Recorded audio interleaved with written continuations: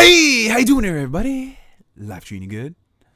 Plus 10 points to whichever house recognizes where that reference is from. And for the poor, unfortunate souls that do not, y'all better strap on some ankle weights because I demand 16,000 laps around the gymnasium. It is non-negotiable. So originally, this was going to be a discussion on... Oh, hey, my name is Neo, by the way, for those who are just tuning in for the very first time. I'm weird, I'm eccentric, and I do not edit for the life of me. So... yeah, there's that. Originally, this was going to be a discussion on the recent Nintendo Direct that went down. But considering that, as you can see by now, what day is it? It is currently 9:52 p.m. on the evening of September 17th. I've kind of missed the window of opportunity to rake in those sweet YouTube views. And by that, I mean the misleading titles and thumbnails with people's mouths open. But instead of doing that, we're going to do something a little bit more controversial. We are actually going to talk about things because we actually give a damn about them. Okay, I'm just lazy, all right? So this is what I'm doing the video. Y'all have figured it out. That's what it is. Anyways, I was going to do a video on the Nintendo Direct, but then I realized, a lot of stuff has went down this summer for Nintendo. It's been a pretty interesting season, to say the least. So I decided to use this time, might as well just make it a let's talk about how the Switch fared this summer. Talk about the games that came out, a couple of my impressions, and can we just point out the elephant in the room? That motherfucker is right there, and he has not paid a single damn cent of rent since I've owned the Switch. Can we just talk about the months of September, like right now? Right now, we are literally on the eve of the onslaught of games that are coming out, and it is just not stopping. It just seems like every single... You know what? We'll get into that later. So, how did Nintendo fare this summer? And it's so funny that we actually are having this discussion, talking about how a video game publisher has done in the summer season, because I don't want to be the bearer of bad news. This might be a big wake-up call to some people out there, but video game publishers, for whatever reason, don't release games in the summer season. Of course, every now and then you'll see a random release here and there from a first party, or just a random game that drops at like the beginning of the summer, which is really more often than not beginning of June, which is still classified as spring. But we really don't see major games released in the summer season. More often than not, they are backloaded to the end of the year so they can take advantage of the lucrative holiday shopping season. And as we've seen in the past couple of years, that hasn't really worked out for too many developers. So they've decided to front load their games into the beginning of the year. And as you've seen in the past couple of years, that really hasn't worked out for a couple of developers. So now everybody is just scrambling. What month are they going to put their games in? And meanwhile, here comes Nintendo, and they're just like, yeah, every single month of the year we gonna put out some games. And it's mind-boggling, because you started out the summer, literally, I think this came out on the first day of summer, with Super Mario Maker 2, one of the most hotly anticipated sequels, to a game that existed on the Wii U, the game that people have been saying they should have done like 10 years prior. They just dropped that after announcing it 3 months prior. That game comes out. And then not even a month later, you have both Marvel Ultimate Alliance 3 and Fire Emblem Three Houses. And then a whole month later, you have Astral Chain. And then 3 weeks later, you have Daemon X Machina. And then a week after that, you got Link's Awakening and Dragon Quest 11. And that's not counting all the other third-party stuff sprinkled here and there. But can we just talk about how Nintendo launched not 1, not 2, not 3, not 4, not 5, but 6 major games? And yes, I am counting Dragon Quest because, let's be honest, Nintendo is the only publisher who actually realizes that series actually exists. I'm looking at you, Square. In the summer season. And as I'm sure y'all have seen by the sales, all these games are doing well, which is very unheard of because they're all coming from one publisher releasing on the same platform. More often than not, people don't like to do that because it feels like you're oversaturating the market. Take Sony, for example, last generation on PlayStation 3. They were pretty much in the same situation as Nintendo in the sense that, we're putting everything out there. I remember there was a point where they launched Killzone 3, they launched Resistance 3, they launched the new SOCOM game in addition to all these other games all in the span of 1 year. And as I'm sure you've seen, some of those series haven't continued since. They all cannibalized one another. But with Nintendo, it's just like, I don't know, the Switch community, if the game is good, they're not gonna forget about it. They're just gonna say, hey, I'm gonna buy it. You know, fuck it if I don't play it until like 3 weeks from now, but I'm gonna get it done. Fire Emblem Three Houses is breaking records for the franchise. Astral Chain, an exclusive that was just revealed a few months back, is breaking records for Platinum Games as a whole. Super Mario Maker 2, duh.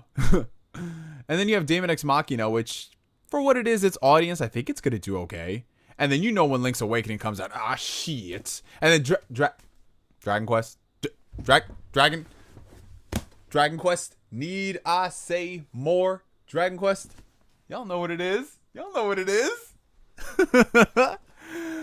And then it doesn't stop there, because you got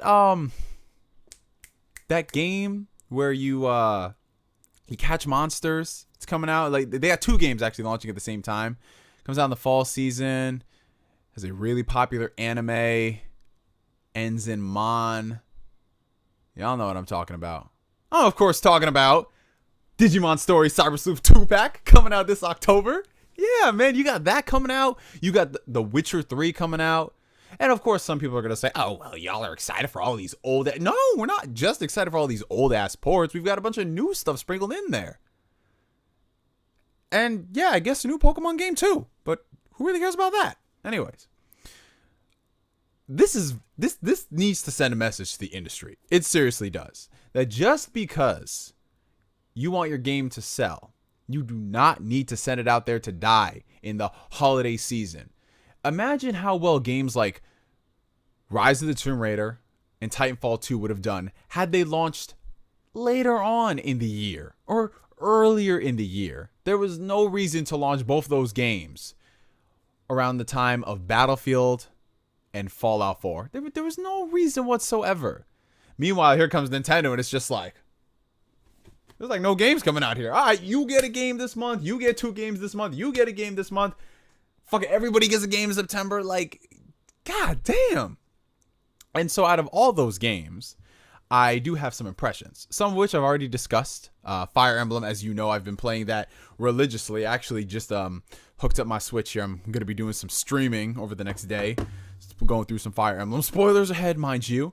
But I've gotten a chance to play a couple other games that were sent to me by Nintendo. So, again, shout out to Nintendo for supporting the channel.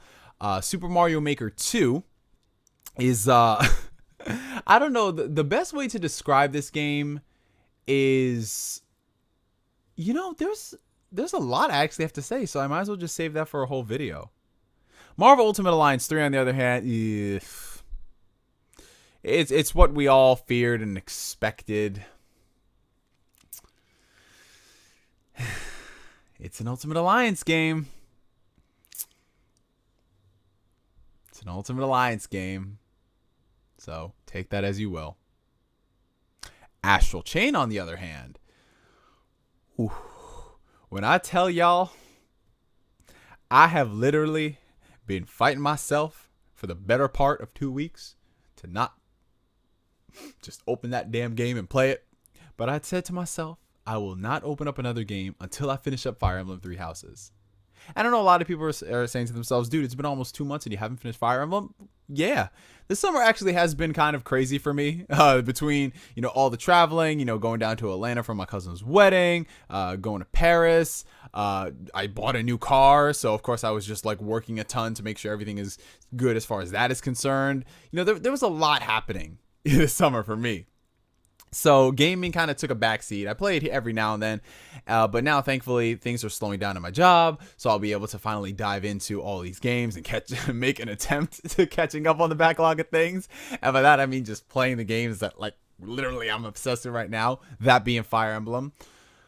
But Astral Chain just it looks so freaking amazing. I keep watching videos online that people put up on Twitter because, you know, what else you got to do on Twitter outside of discussing politics and seeing all the terrible hot takes. Every now and then you'll see something cool like Astral Chain videos, and I was like, damn, that looks pretty hot, you know? So there's that. Once I finally do open that up, I'll make sure to give you all some impressions.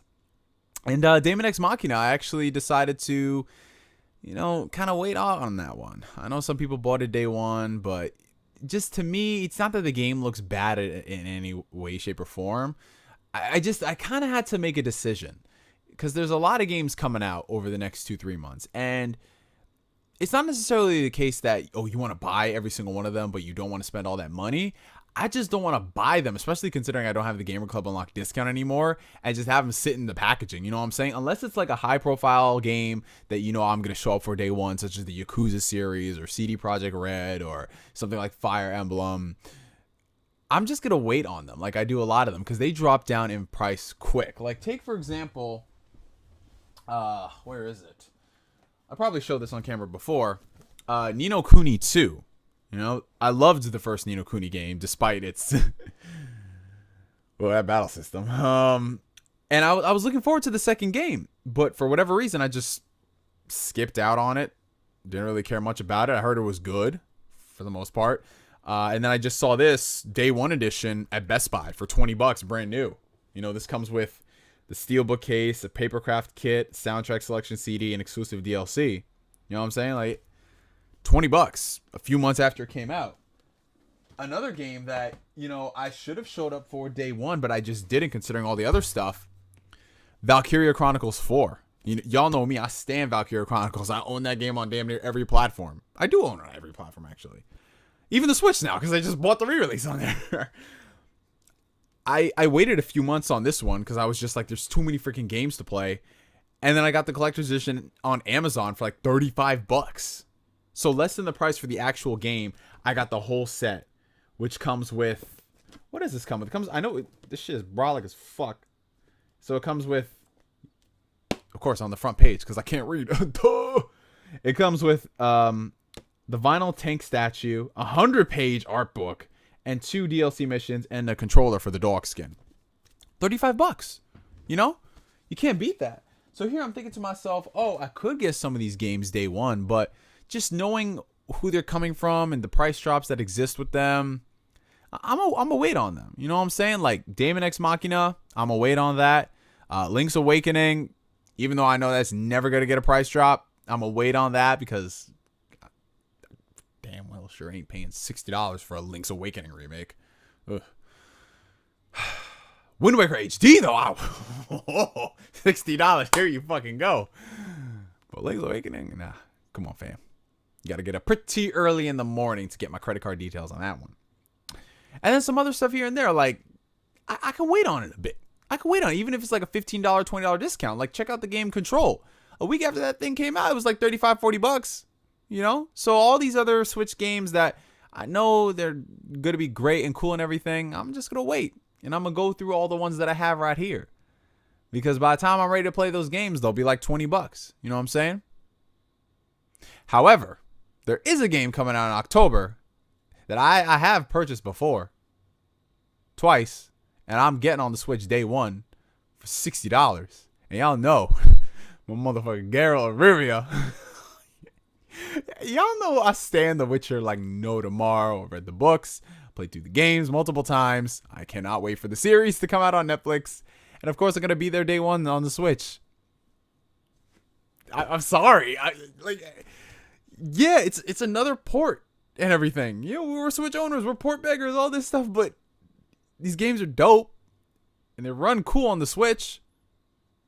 Like, I don't really like, I don't know. I feel like you kind of have to own the Switch to realize why so many people want these games. Like, you know what you're like, you guys take my channel, for example. How I was always like, yeah, man, I don't know why these people always port begging for these Switch games and blah, blah, blah, blah. You know, blah, blah, you're going to buy this game just so it runs at this welfare resolution and frame rate. And then I bought the damn thing. And now I want every game on the Switch. Like, every freaking game on the Switch. Like, not even just The Witcher 3. Put the Mass Effect trilogy on there. Put Fallout New Vegas on there. I'm going to get the Outer Worlds on the Switch. It's just, I have a PS4. I want it on the Switch, though. Does anybody else have this freaking problem? You know what it is? Maybe because me owning the Switch and me actually living the commercial lifestyle and taking it out with me to work and playing it on break and playing it outside and taking trips to other continents and stuff. Maybe that's why I get so much enjoyment out of it. But I don't know, man. Every time they announce like a new port, like Final Fantasy VIII Remaster came out, I could have bought that on PS4. Man, I'm going to get that on the Switch as soon as I finish up Final Fantasy VII and Final Fantasy IX on the Switch. And God forbid they put Tactics on that because it's over. I'm never, y'all ain't never going to see from me again if Tactics HD comes out. Woo! Anyways, let's talk about some other Switch news, right? The Nintendo Direct that went down. I love how this was the whole point of the discussion, and here I am 15 minutes in. Hey guys, here we are at the point of the discussion. Okay, real talk. I'm very curious to those who are just legitimately watching this. Y'all like this whole laid back sort of discussion that I do? Because I've gotten some comments from people throughout the years. Some people say like one of the reasons why they still watch the channel is because of the approach that I do to discussions. It doesn't really sound like I'm trying to be too corporate or hype things up for the sake of being hyped up. I just get on here and I'm just like, hey, this is kind of cool. Ain't this kind of cool, guys? Yeah, this is kind of cool. It's like, no, this fucking sucks. Like, you know, that type of stuff. That's just how I am. You know what I'm saying? I don't want to overuse jump cuts or just try to do things for the sake of, or, you know. So this Nintendo Direct, it was pretty dope, to say the least. There was a lot of things that I didn't expect to see. Some things that I knew was going to happen. Like, we were going to get a Wii U port, and we got that with Tokyo Mirage Session. They came out there and announced Deadly Premonition 2, which is like, who freaking expected that?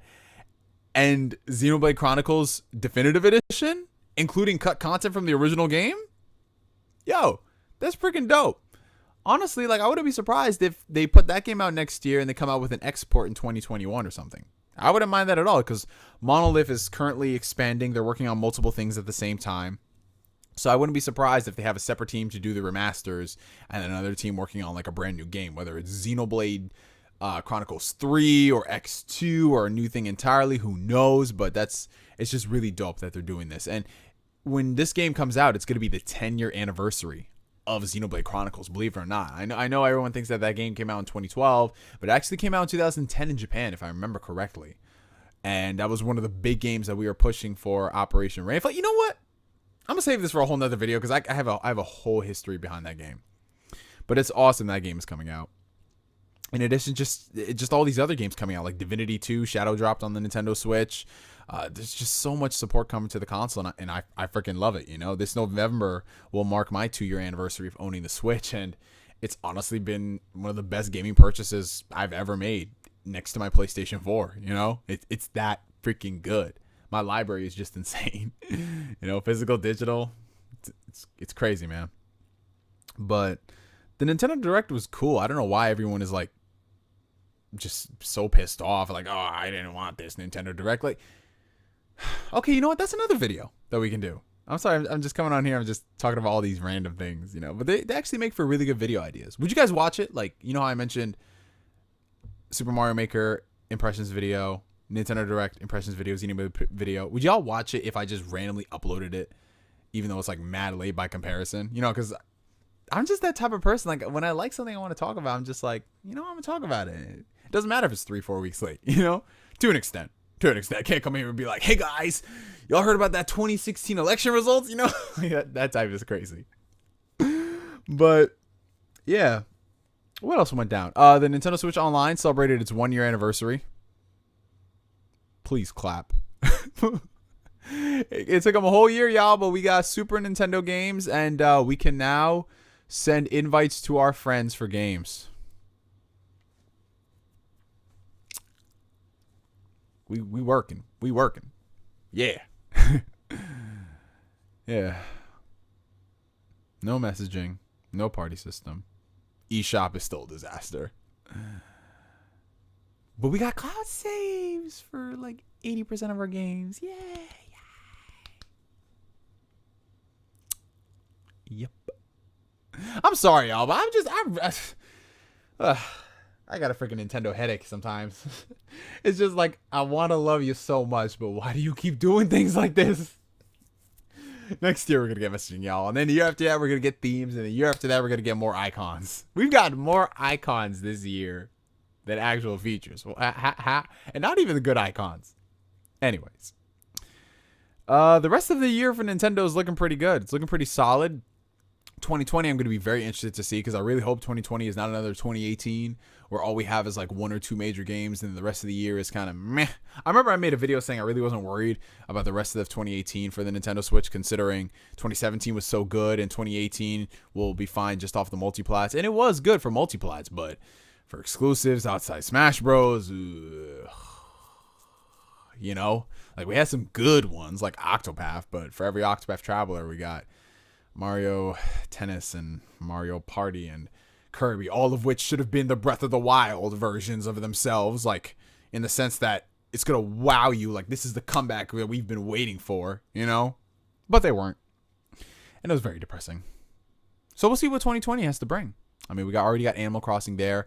If they launch Breath of the Wild 2 at the end of the year, that's like honestly the only thing I think that can compete with new system launches. You know, with the PlayStation 5 and the Xbox, what the hell is that thing called? Scarlet? That's what it's called, right? Is that? I don't even remember at this point. Xbox, Gears 5. Good job, everyone. That's the only thing I can think of that honestly can compete. And if they launch the Switch Pro next year, alongside Breath of the Wild, and they'd be like, yo, this is 1080p, 60 frames per second. You know, that'll be pretty dope. And of course, you're going to get people say, whoa, so it took you till 2020 to get 1080p 60. And I'm just like, bro, relax. It ain't that deep. It ain't that deep. But you know what is deep? All these hours I'm about to put into Fire Emblem, man. I'm getting pretty close to the end of the game. And it's kind of tearing me up on the inside, considering I love that game to death. And I love my students so much. I don't want it to end. But I do have 2 more houses to play. But I still don't want it to end. Black Eagles represent. Anyways, I've been going on for like damn near 22 minutes now. I'm so sorry if you guys expected this video to be like some type of well-rehearsed, thought-out, coherence, just breakdown of everything. It was just more like a let's talk. You know what I'm saying? So do you guys like these sort of things? I feel like I should do these as like weekly podcasts that I record and put them up on like iTunes or something. Would you guys be down for that? I'm always interested to hear what you guys want to see as far as like things with the channel go. Because every now and then, you know, I'll do my videos discussing topics, and I'll do a podcast with the boys, and I'll do like product reviews here and there. But I kind of like this freeform approach. Maybe I should save these for live streams by myself. Who knows? Anyways, from me to you for now, my name is NGS signing out. Like always, I will catch you guys later.